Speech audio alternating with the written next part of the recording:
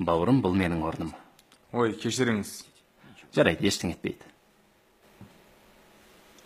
Ақмақ. Кәне, жоғал мына жерден. Неге? Маған қарап сөйлеме, заттарыңды жинада, мына жерден қараңды батыр. Кәне, уақытымды алма. Бол. Ал сен отыр. Бизнесмен болам деген адам ең бірінші адам сыйлай білу керек. Бастамас бұрын сендерге бір сұрақ қояйын. Бизнес бастау жайлы кім не білет?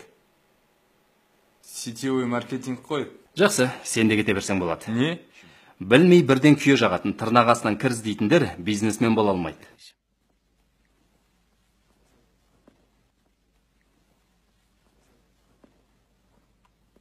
Окей, іске көшейік. Бір-біріміздің уақытымызды алмайық. Сондықтан қысқасы былай. Бизнестеріңді осы бизнес бастаумен бірге бастасаңдар, 2 айда бизнесмен боласыңдар. Түсінікті ме? Қайталаймын. 2 айдың ішінде айына 200 мыңнан 1 миллион теңгеге дейін табатын боласыңдар. Бірақ 1 миллион теңге табасыңдар ма? Таппайсыңдар ма? Мәселе онда емес. Мәселе миллионды неше рет табасыңдар. Мәселе сонда. Қалжың деп ойлайсыңдар ма? Қалжың емес. Бірақ ол үшін шырылдауық шегіртке емес, еңбекқор құмырсқа сияқты болу керек. Бизнес бастау оңай. 9 класстық білім болса да жетеді. Бизнес ракета құрастыру емес. 62 жастағы кемпір интернетпен бизнес жасап жатыр. Ал сендер жассыңдар. Миларың таза. Интернетпен бизнес жасауды тез үйреніп аласыңдар. Оның технологиясы өте қарапайым. 3 қадамнан тұрады. Біріншісі фотошоппен баннер жасау. Бұл күнкөріс көзі. Екіншісі сайт жасау. Бұл табыстың көзі. Үшіншісі SMM, КМС, RCA. Осыны үйреніп алсаңдар бітті. Байлықтың кілті қолдарыңда.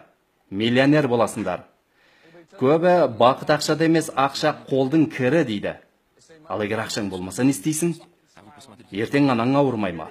Балаң ауырмай ма? Сол кезде ауруханаға барда, мына кісі менің анам еді, әлемдегі ең жақсы адам, тегін емдеп бересіз бе деп айтып көрші. Атаңның басы емдейді. Анаңды көз тірісінде санаторийға жібере алмасаң, балаңа жақсы киім, тамақ әпере алмасаң, жағдай жасай алмасаң, несіне өмір сүресің? Өмір сүрмей-ақ қой онда.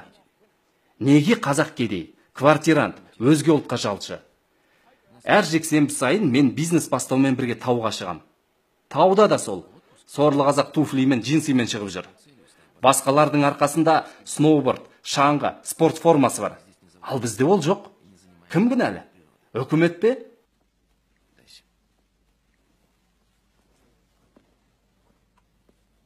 Үкімет басқа ұлттарға басқа жағдай, қазақтарға басқа жағдай жасап жатқан жоқ қой. Мүмкіншілік бәріне бірдей. Қазіргі заманда бүкіл мүмкіншілік, ақша, болашақтың барлығы интернетте, интернет маркетингте. Бұл жүріп бар жатқан көш. Үлгермесеңдер сол баяғы шалғы орақпен шауып арбамен тасисыңдар. Үлгерсеңдер комбайнмен шауып машинамен тасисыңдар.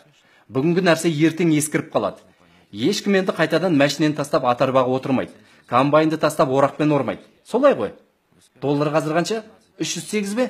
Ертең 400, 500 болса қайтесің? Қазір баяғыдай бутик ашу, базарда сауда жасау қалып барады.